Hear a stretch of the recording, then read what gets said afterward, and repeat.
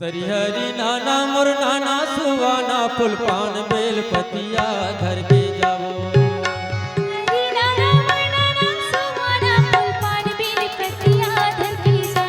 हाँ तरिहरी नाना मोर नाना सुवाना फूल पान बेल पतिया घर के जावो।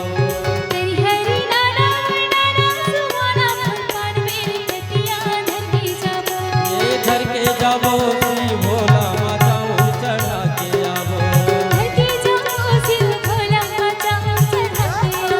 हाँ घर के जावो श्री भोला माता उर चढ़ा के आवो।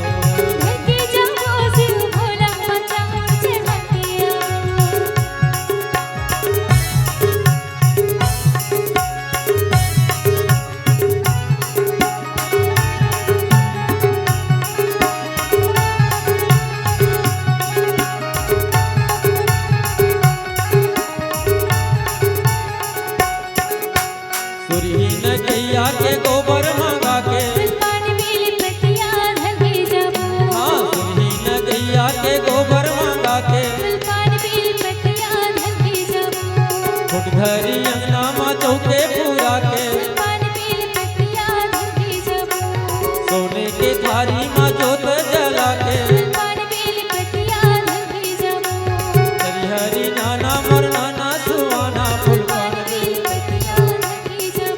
ये घर के जाबो।